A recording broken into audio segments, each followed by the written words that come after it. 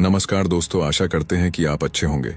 हमें उम्मीद है कि हमारे वीडियो को पसंद करेंगे और अपने दोस्तों के साथ जरूर शेयर करेंगे। अब वीडियो देखिए। दोस्तों, विंध्याचल के जंगलों में एक नाग और नागिन का जोड़ा रहता था। दोनों एक पहाड़ी पर बड़े प्रेम से रहा करते थे। एक दिन की बात है, नागिन अपने भोजन की तलाश में जंगल में घूमने के लिए निकल जाती है। जंगल में पहुंचने पर उस नागिन को एक गोबर खाने वाला कीड़ा नजर आता है, जो दिखने में बहुत बड़ा था। दोस्तों, नागिन सोचती है, आज खाने कुछ नहीं मिला है, क्यों ना आज इस कीड़े को ही खाकर अपना पेट भर लेती हूँ। इतना सोचने के बाद वह नागिन कीड़े के पास जाती है। वह उस कीड़े को अपना शिकार बनाने ही वाली होती है कि उसी समय वह कीड़ा एक मनुष्य के रूप में बदल जाता है। उसने देखती है कि कीड़ा एक दिव्य राजा के रूप में परिवर्तित हो जाता है। दोस्तों, ये सब देखकर वह नागिन बड़ी हैरान हो जाती है। राजा तो वहां से चला जाता है और नागिन वहां से भोजन की व्यवस्था करके अपने नाग के पास लौट आती है। नागिन नाग से कहती है कि स्वामी, आज मैंने जंगल में एक बड़ी ही विचित्र घटना देखी है, जिसे देखकर मैं बहुत आश्चर्यचकित हो जाती हूँ। तब नाग पूछता है कि ऐसा तुमने क्या देख लिया जिसे तुम विचित्र बता रही हो। तब नागिन कहती है, स्वामी, आज जब मैं भोजन के लिए जंगल में गई थी तो मैंने एक जगह पर एक बड़े ही विशाल शरीर वाले कीड़े को देखती हूँ। मैं जैसे उस पर आक्रमण करने के लिए आगे बढ़ी तो वह कीड़ा एक राजा के रूप में बदल जाता है। यह बात मेरे समझ में नहीं आई कि अगर वह कीड़ा था तो राजा कैसे बन गया। अगर वह कोई राजा था तो फिर वह कीड़ा क्यों बना। नागिन की यह बात सुनकर नाग जोर से हंसता हुआ कहने लगा, मुझे लगता है कि जंगल में आज तुमने राजा सुखदेव को देख लिया है, जो इसी राज्य का राजा है। नाग की बात सुनकर के नागिन और भी ज्यादा अच्छ में पड़ जाती है और नाग से कहती है, स्वामी, राजा सुखदेव ने ऐसा कौन सा पाप किया कर दिया है जिसके कारण उसे कीड़ा बनना पड़ गया। मैंने सुना है कि हमारे राज्य के महाराज तो बड़े धर्मात्मा हैं, बिना दान पुण्य किए तो वे भोजन भी नहीं करते हैं। फिर उनसे ऐसा कौन सा पाप हो गया है। तब नाग कहता है कि राजा सुखदेव का यही स्वभाव तो उनके लिए मुसीबत बन गया है। उन्होंने कुछ ऐसा दान कर दिया जिसके कारण राजा सुखदेव को कीड़े की योनि में जन्म लेना पड़ा है। तब नागिन कहने लगती हैं, महाराज, मेरी समझ में कुछ नहीं आ रहा है, मुझे विस्तार से समझाइए कि राजा सुखदेव के साथ ऐसा क्या हो गया था। तब दोस्तों, नाग कहता है कि प्राचीन समय की बात है, इस प्रसिद्ध राज्य में एक महादानी राजा सुखदेव राज करता था। राजा इतने बड़े दानी थे कि जब तक अपने द्वार पर आए हुए भिखारी और ब्राह्मणों को भोजन नहीं करा देते, तब तक स्वयं भी भोजन नहीं करते थे। यह उनका रोज का नियम था और पूरे राज्य में उनकी खूब प्रशंसा होती थी। राजा सुखदेव के दान धर्म करने का एक नियम यह भी था कि वह एक निश्चित समय तक ही दान करते थे। राजा सुखदेव सुबह 10 बजे से दान बांटना शुरू करते थे और सूर्यास्त होते होते दान देना बंद कर देते थे। सूर्यास्त के बाद अगर कोई उनके यहाँ आ जाता तो वह उसे दान नहीं देता था, बल्कि अगले दिन आने के लिए कहता था। राजा की ख्याति धीरे धीरे देश विदेश में फैलने लगती है। अब तो हर रोज राजा सुखदेव के द्वार पर याचकों की भीड़ लगी रहती थी। वह हर रोज हर याचक को दोनों हाथों की अंजलि में जितनी स्वर्ण मुद्राएं आती थीं, उतना दान दिया करते थे और सभी याचक राजा की जय जयकार करते हुए चले जाते थे। इसी प्रकार से राजा के बड़े अच्छे से दिन निकल रहे थे। एक दिन उसी राज्य में एक ब्राह्मण परिवार एक छोटे से गांव में रहा करता था। ब्राह्मण और ब्राह्मण की पत्नी बड़े आराम से अपना जीवन यापन कर रहे थे। ब्राह्मण बड़ा ही तपस्वी था। उसे अपनी मेहनत से जो कुछ भी मिलता उसी को खाकर अपना समय काट लेता था। एक दिन ब्राह्मण की पत्नी ने अपने पड़ोस में किसी के मुंह से सुनती है कि हमारे राजा बड़े ही धनी राजा है, जो भी उनके द्वार पर जाता है उसे दान जरूर देते हैं। ब्राह्मणी पड़ोस से यह बात सुनकर आती है और अपने पति से आकर कहने लगती हैं कि हमारे राजा बड़े ही दानी, उनके द्वार से आज तक कोई निराश लौट कर नहीं गया है। आप भी महाराज के दरबार में चले जाइए। महाराज से दान स्वरूप हमें कुछ मिल जाएगा तो हमारा समय भी आराम से कट जाएगा। तब ब्राह्मण बोलता है, मेरी जिंदगी का आधा समय तो बीत गया है और आधा समय शेष बचा है, वह भी मैं जैसे तैसे काट लूंगा, पर मैं किसी के द्वार पर हाथ फैलाने नहीं जाऊंगा। ब्राह्मणी बोलती है कि महाराज, आप कैसी बात कर रहे हैं। जब राजा दान दे रहा है तो प्रजा को दान लेने में कोई बुराई नहीं होती है। और फिर हम तो ब्राह्मण हैं, हमारा तो धर्म ही दान लेना है। मैं कहती हूं कि तुम राजा के पास एक बार जरूर जाओ। अपने परिवार का अच्छे से पालन पोषण करने की जिम्मेदारी हर आदमी की बनती है। हर व्यक्ति का यही धर्म है कि वह अपने परिवार को सुखी रखे, उसे हर सुख सुविधा प्रदान करे। जो लोग ऐसा नहीं करते हैं उन्हें परिवार का भरण पोषण न करने के कारण पाप लगता है। दोस्तों, ब्राह्मणी की बातों को सुनकर वह ब्राह्मण राजा सुखदेव के यहाँ जाने को तैयार हो जाते हैं। अब तो ब्राह्मण अपने घर से राजा सुखदेव के महल की ओर चल देता है। दोस्तों, चलते चलते ब्राह्मण को शाम हो जाती है। इधर राजा सुखदेव के दान देने का एक निर्धारित समय होता था। उस दिन राजा के दरबार में जितने भी याचक आए थे सभी दान लेकर जा चुके थे। अब राजा का दान देने का समय समाप्त हो चुका था। सभी दान पेटियां पर ताले लगा दिए जाते हैं। इधर ब्राह्मण बड़ी दूर से पैदल चलकर आ रहे थे, लेकिन ब्राह्मण के पहुंचते पहुंचते सूर्यास्त हो चुका था। अब महाराज दान देना बंद कर दिया था। राजा और उनके सैनिक दान पीटियों को लेकर राजमहलों की ओर जा रहे थे। उसी समय रास्ते में ब्राह्मण उनके मार्ग में आ जाता है और कहने लगता है, महाराज, मैंने सुना है कि आप हर दिन गरीब को दान देते हैं। मैं भी एक गरीब ब्राह्मण हूं और काफी दूर से पैदल चलकर आपके द्वार पर आया हूं। कृपया मुझे भी दान दीजिए। सूर्यास्त के बाद अपने पास एक ब्राह्मण को आया देखकर राजा कहने लगता है कि ब्राह्मण देव, मुझे क्षमा करना, मैं सूर्यास्त के बाद दान देना बंद कर देता हूं। आप मेरे पास सूर्यास्त के बाद आए हो, अब आप वापस लौट जाइए और प्रातःकाल मेरे पास आना, तब मैं आपको दान दूंगा। कल जब आप मेरे पास आओगे तो मैं आपको आज का भी और कल का भी दोनों दिन का दान दे दूंगा। लेकिन ब्राह्मण थोड़ा जिद्दी स्वभाव का था। वह राजा सुखदेव से कहने लगता है, महाराज, मुझे आज ही दान दे दीजिए, मैं कल तक इंतजार नहीं कर सकता हूं। रोज रोज दान लेने के लिए तो मैं आपके यहां नहीं आ सकता। जब राजा यह बात सुनता है तो राजा को कुछ क्रोध आता है, परंतु ब्राह्मण जानकर राजा फिर उसको समझाता है कि ब्राह्मण देवता, आपको कल ही दान लेने के लिए आना पड़ेगा। मैं तुम्हें कल ही दान दे सकता हूं, आज दान नहीं दे सकता। तब ब्राह्मण बोलता है कि नहीं महाराज, मुझे दान केवल आज ही चाहिए, कल मैं आपके पास नहीं आऊंगा। यह बात राजा को अच्छी नहीं लगती है। राजा को गुस्सा आ जाता है। राजा चलते चलते घोड़े के अस्तबल के पास पहुंच जाता है। तब राजा देखता है कि ब्राह्मण आज ही दान लेने की हट कर रहा है, तो दान के रूप में राजा ने घोड़े की लीद उठाकर ब्राह्मण के कमंडल में डाल देता है। ब्राह्मण उस लीद को लेकर सम्मान से अपने घर की ओर चल देता है। इधर घर पर उसकी पत्नी इंतजार कर रही थी कि हमारे ब्राह्मण देव राजा के यहां से कुछ दान लेकर आते होंगे। ब्राह्मणी तो सोच रही थी कि राजा साहब उन्हें सोने की मोहरें देंगे, जिससे हमारी सारी गरीबी मिट जाएगी। ब्राह्मण दान में घोड़े की लीद लेकर अपने घर पहुंच जाता है तो ब्राह्मण की पत्नी बड़ी प्रसन्न होती है और ब्राह्मण से कहने लगती हैं कि देखो, मैं तुमसे कहती थी कि महाराज के दरबार में दान लेने जाओगे तो महाराज हमारी गरीबी मिटा देंगे। ये बात सुनकर के ब्राह्मण बोलता है, देवी, दान देने वाले ने दान दे दिया है और मैंने उसे ले भी लिया। तुम एक काम करो कि इस स्थान को गोबर से लीप दो, तब मैं तुम्हें राजा का द्वारा दिया गया दान दिखाऊंगा, नहीं तो यह दान अपवित्र हो जाएगा। बड़ी खुशी के साथ ब्राह्मणी उस जगह को लीप देती है और उस जगह पर एक दीपक जलाकर रख देती है और वहीं जाकर बैठ जाती है। उसके बाद ब्राह्मण घोड़े की लीद से भरा हुआ पात्र अपनी ब्राह्मणी को दे देता है। दोस्तों, ये देख ब्राह्मणी बड़ी आश्चर्यचकित होकर कहती है कि यह कैसा मजाक है। तब ब्राह्मण कहता है, मजाक कैसा? जो राजा ने दान में दिया है वह मैंने तुम्हें लाकर दे दिया। अब तो ब्राह्मणी बड़ी दुखी हो जाती है और कहने लगती हैं कि राजा ने लीद का दान दिया है, क्या राजा के पास धन की कमी हो गई है? कोई बात नहीं स्वामी, महाराज से गलती हो गई होगी, आप फिर से राजा के पास जाना। लेकिन उस दिन के बाद ब्राह्मण राजा के पास दान मांगने नहीं जाता है। दोस्तों, ब्राह्मण धीरे धीरे अपना समय निकाल रहा था।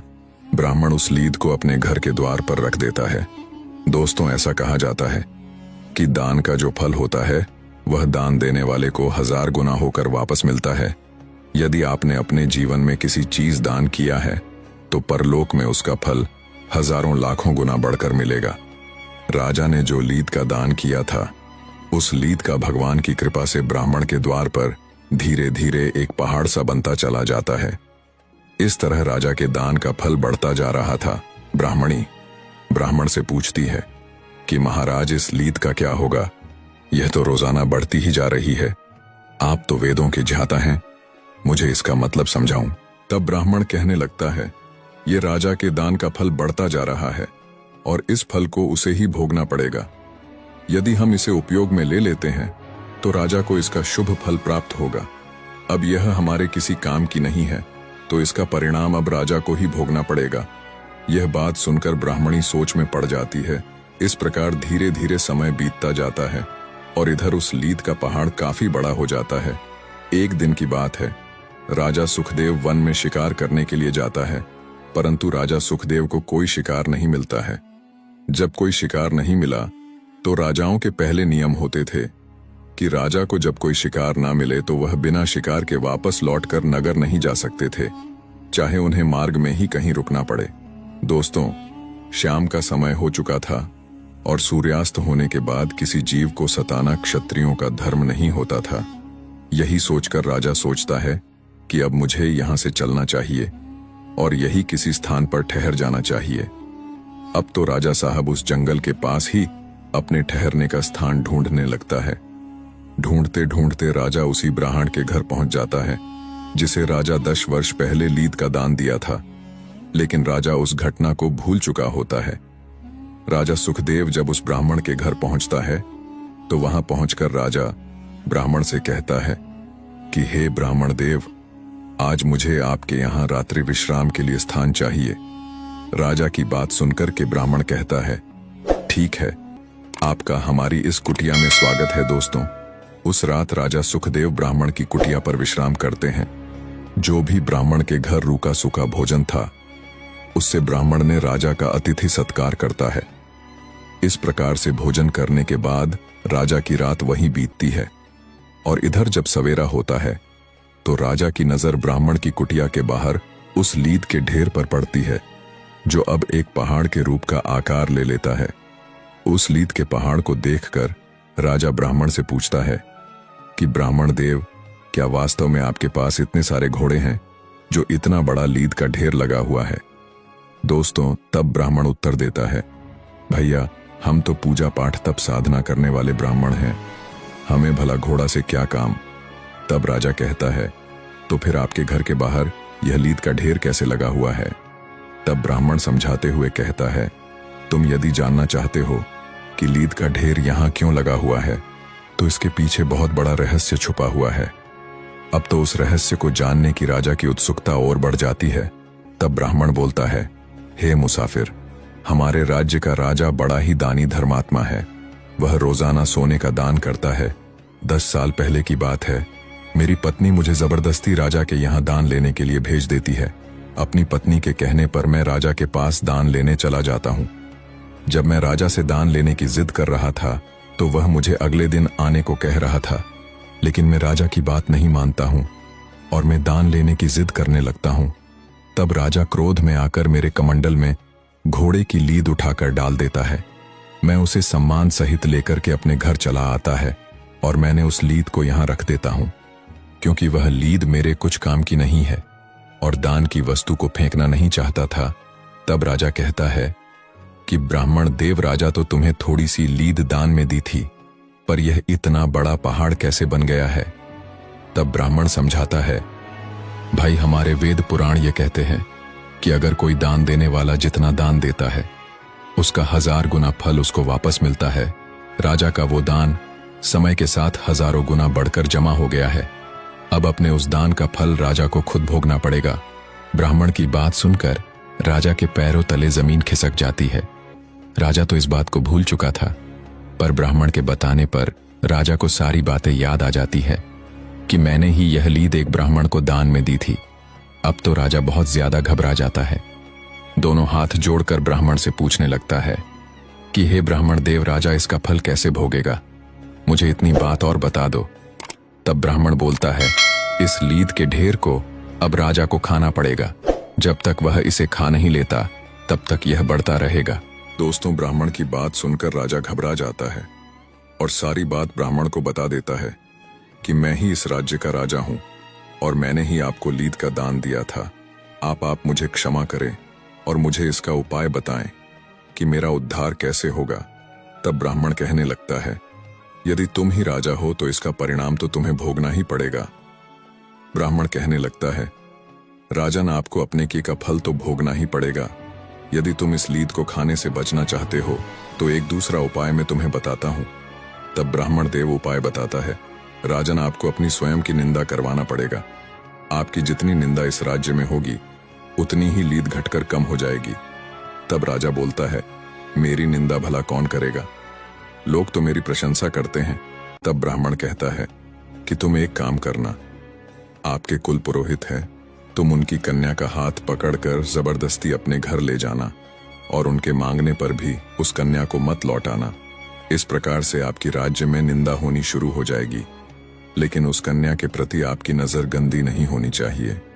तुम उस कन्या को बेटी के रूप में लेकर आना, लेकिन यह बात किसी को मत बताना कि तुम उससे बेटी बनाकर लाए हो। कन्या को लेकर जाकर तुम उसे रानी के पास छोड़ देना और रानी से कह देना कि वह उस कन्या को बेटी की तरह पाले। प्रजा के लोग समझेंगे कि तुमने बहुत बड़ी निंदा का काम किया है। फिर तो पूरे राज्य में तुम्हारी निंदा होनी शुरू हो जाएगी और यह लीद का ढेर घटकर बहुत कम रह जाएगा। राजा को यह उपाय समझ में आ जाता है। अब राजा अपने राज्य को लौटा था और दोस्तों, राज्य में आकर वह सीधा अपने कुल पुरोहित के घर पहुंच जाता है।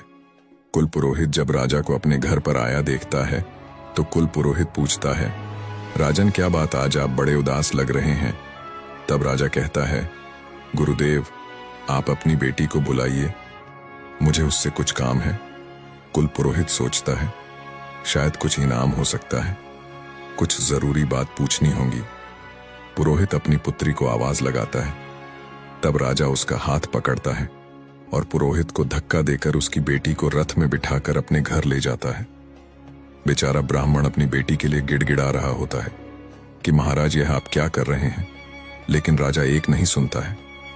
राजा चुपचाप उसकी कन्या को लेकर अपने महल में पहुंच जाता है और अपनी रानी के पास छोड़ देता है और कहता है कि इसे बड़े प्रेम से पुत्री की तरह पालना है और यह बात किसी को बतानी नहीं है। तब रानी ने पूछती है कि महाराज, तुम इसे लेकर क्यों आए हो, यह आपके गुरु की बेटी है। तब राजा कहता है कि रानी, चुपचाप तमाशा देखते जाओ, मैं जो कर रहा हूं अपने उद्धार के लिए कर रहा हूं।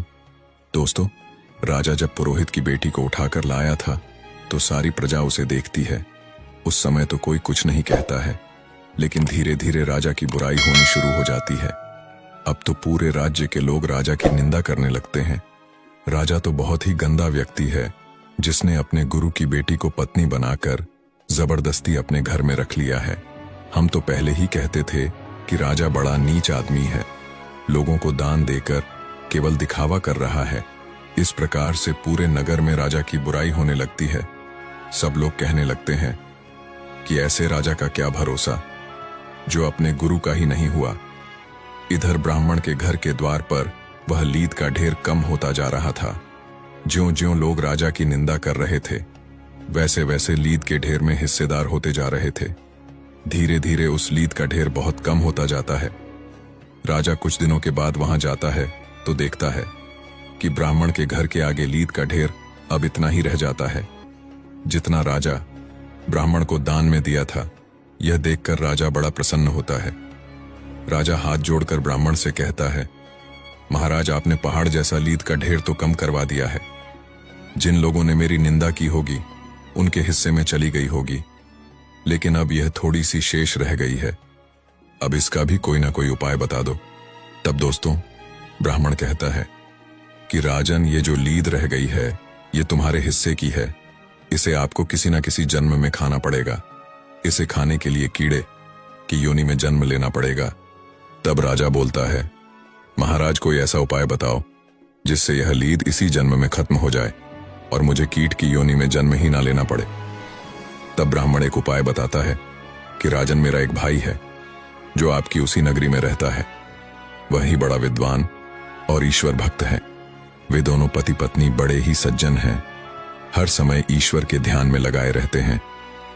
मुझे लगता है उन दोनों ने आपकी बुराई नहीं की होगी। यदि वह दोनों तुम्हारी निंदा कर दे तो यह बचा हुआ लीद का ढेर भी समाप्त हो जाएगा। ब्राह्मण की बात सुनकर राजा कहते हैं, महाराज मैं यह प्रयास भी करके देखता हूं, मैं उनसे भी अपनी निंदा करवाता हूं। दोस्तों, राजा भैंस बदलकर उस ब्राह्मण के घर पहुंच जाता है तो ब्राह्मण राजा का स्वागत करता है और बैठने के लिए उसे आसन देते हैं। राजा आसन पर बैठ जाता है। अब राजा उस ब्राह्मण से कहता है कि ब्राह्मण देव, मैंने सुना है कि यहाँ का जो राजा है वह बड़ा ही अन्यायी है। तब ब्राह्मण कहने लगता है, होगा मुझे नहीं पता। तब राजा कहता है, महाराज उसने अपने गुरु की पुत्री को बलपूर्वक अपने घर में रख लिया है। तब ब्राह्मण बोलता है, मुझे नहीं पता। फिर राजा अपने मुख से अपनी बुराई करने लगता है, अपने गुरु की पुत्री को अपने घर में रख लिया है, यह कहाँ का न्याय है, बड़ा ही दुष्ट राजा है। तब ब्राह्मण बोलता है, भाई मुझे नहीं पता, और यह सब बातें मुझे क्यों सुना रहे हो। जब राजा बार बार उस ब्राह्मण को आलोचना करने के लिए उकसाता है फिर भी वह आलोचना नहीं करता है, तब ब्राह्मण अपने तपोबल से देखता है कि यह तो राजा है, यह तो मुझसे निंदा करवाकर अपने पाप में मुझे सम्मिलित करना चाहता है। तब ब्राह्मण कहता है कि मैं आपको पहचान गया हूं, भलाई इसी में है कि आप मेरे यहां से वापस लौट जाइए। मैं कभी किसी की आलोचना नहीं कर सकता हूं, कभी किसी की बुराई नहीं करता हूं, तुम्हारा पाप तुम्हें भोगना ही पड़ेगा। ब्राह्मण फटकार कर राजा को वहां से भगा देता है। निराश होकर राजा वहां से लौटकर वापस चला आता है और उसी ब्राह्मण के घर आ जाता है जहां पर लीद का ढेर लगा हुआ था। दोस्तों, राजा ब्राह्मण के चरणों में आकर गिर जाता है और कहता है, अब इसका कोई और उपाय नहीं है क्या।